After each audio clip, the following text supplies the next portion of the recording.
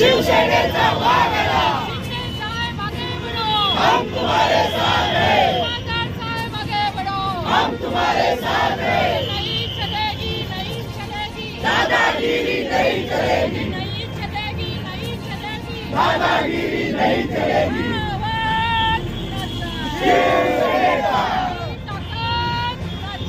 शिवसेनेची, अरे कोण आला रे, कोण आला?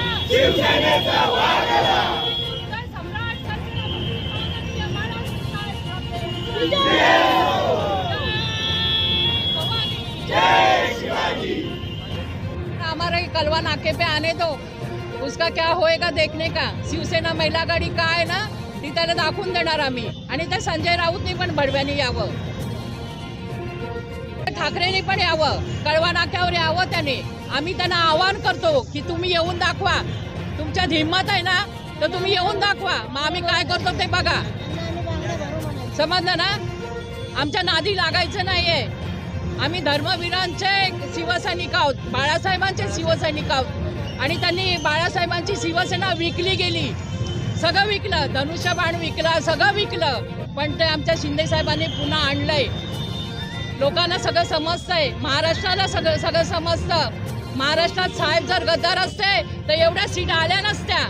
जनतेने शिंदे साहेबांना कौल दिलेला आहे, युतीला कौल दिलेला आहे, आणि हे अशा माणसाला काही बोलतील तर आम्ही कदापि सहन नाही करणार ते। शिवसेनेचे मुख्य नेते आदरणीय नामदार एकनाथ शिंदे साहेब यांच्या बाबतीत आपल्याला सर्वांना कल्पना आहे की सर्वसामान्यांचा आधार, अनाथांचा नाथ म्हणून त्यांना ओळखलं जातं, ते महाराष्ट्राचे उपमुख्यमंत्री आदरणीय एकनाथजी शिंदे साहेब यांच्या बाबतीत एक स्टँडअप कॉमेडियन कुणाल कामरा यांनी जे असलाग्य जे काय भाष्य केलं, वक्तव्य केलं, त्याचा निषेध करण्यासाठी आज ही सर्व मंडळी या ठिकाणी आलेली आहे। शिवसेना शाखेच्या वतीने, आम्ही कळवा विभागाच्या वतीने या ठिकाणी त्यांचा निषेध करत आहोत।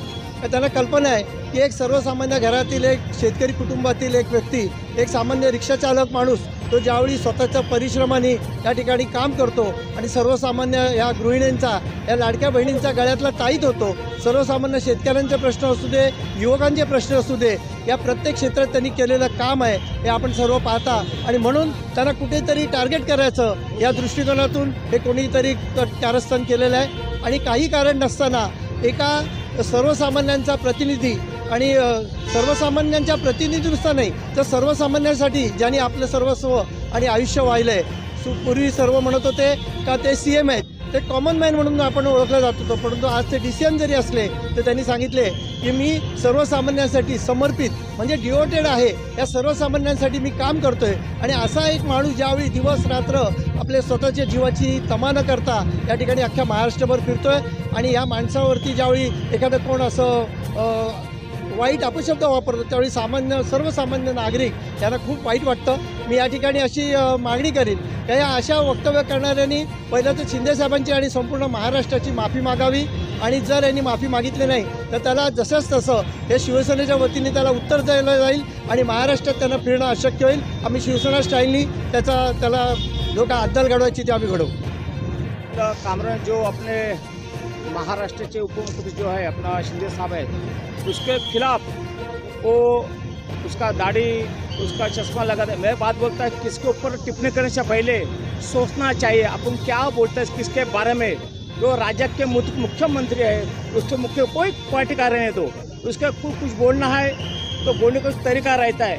तू दाढ़ी के निकलेगा, हमारा चश्मा निकाला तो मैं आज सब सैनिक हमारे यहाँ पे खड़े हैं, हम तो तुम्हारे पूरे कपड़े उतरेंगे, पहला बोलता है। पहले इसलिए उसको निश्चित करना चाहिए। अगर पुलिस स्टेशन आप उसको अगर अटक नहीं करेंगे महाराष्ट्र में तो उसके खिलाफ अपना खारेगांव कलवा का पूरा सभी सैनिक उसके ऊपर खिलाफ हम कलवा नाके पे निदर्शन करेंगे। उसको कौन सा हालत में 24 घंटे के अंदर अटक होना मांगता है। जो कुछ बोलता है, सुबह तो 9:30 बजे घंटा बजते है, वो संजय राउत क्या बोलता है, जब से अपना मुख्यमंत्री शिंदे साहब 2-3 महीना में सरकार गिरेंगे, शायद वो का भविष्य नहीं। अरे तुम तो गिर गए, तुम पड़े सब जगह, हमारा पार्टी पर ऊपर आ रहे, तुम्हारे सबको बोल चले जाओ। तुम लोग खाली 3 लोग रहेगा, उसके पार्टी के खिलाफ कोई रहेगा नहीं, रहेगा 3 लोग घर पे बैठो। उसका हमारे राज्य में जो नेतृत्व करेंगे वो शिंदे साहब ही करेंगे। अगर उसके खिलाफ कोई बोलेगा तो उनको छोड़ने वाले हमारी बात है, पहला बोलता है।